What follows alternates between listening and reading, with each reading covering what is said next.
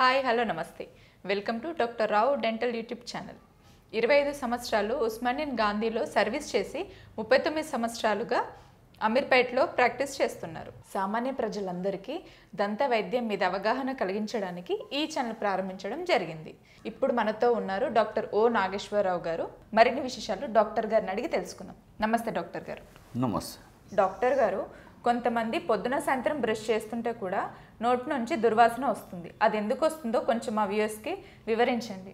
చాలామంది నేను 2 సార్లు అంటే మార్నింగు నైట్ కూడా నేను బ్రష్ చేసుకుంటున్నా, అయినా కానీ నోరు దుర్వాసన వస్తుందండి, ఎందుచేత అని అడుగుతూ ఉంటారన్నమాట. అంటే వాళ్ళు బ్రష్ చేసే విధానం సరిగ్గా లేదన్నమాట. వాళ్ళు బ్రష్ చేసుకునేటప్పుడు కొన్ని పళ్ళను, అంటే బ్రషింగ్ అంటే ఈ విధంగా ఉంటుంది, ఈ విధంగా బ్రష్ చేసుకోవాలి.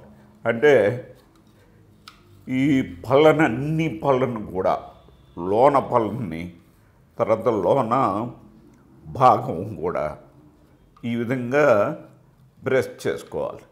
ఈ విధంగా బ్రష్ చేసుకున్నట్లయితే అంటే ఏ ఒక్క పన్నును కూడా మనం వదలకోకుండా అన్ని పళ్ళకు ఉన్న గార లేకపోతే ప్లేక్ అంటారు, పాచి, ఈ పాచిని మనం క్లీన్ చేసినట్లయితే ఈ విధంగా ఈ లోన భాగం కూడా ఈ విధంగా క్లీన్ చేయాలి. పైన కూడా ఈ విధంగా క్లీన్ చేసుకున్నట్లయితే మనకి నోరు దుర్వాసన రాదు. అట్లా కాకుండా కొన్ని అంటే ఈ కనపడే భాగం మాత్రమే చాలామంది బ్రష్ చేస్తూ ఉంటారు. ఈ కనపడే భాగం ఏంటంటే తెల్లగా ఉండాలి అన్న ఉద్దేశంతో బ్రష్ చేసి లోన భాగాన్ని వదిలేస్తారన్నమాట. ఈ లోన భాగంలో పాచి పెరిగిపోయి అది వాసన రావటం జరుగుతుంది.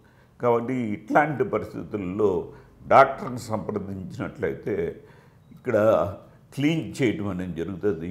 క్లీన్ చేయించుకున్నట్లయితే మీరు డెఫినెట్గా అప్పటి నుంచి మంచిగా రోజు ప్రొద్దుట సాయంత్రం బ్రష్ చేసినట్లయితే మీకు ఆ నోటి దుర్వాసన అనేది రాదు. ఈ వీడియో మీకు నచ్చినట్టయితే లైక్ చేయండి, షేర్ చేయండి అండ్ అలాగే డాక్టర్ రావు డెంటల్ యూట్యూబ్ ఛానల్ని సబ్స్క్రైబ్ చేయడం మాత్రం మర్చిపోకండి.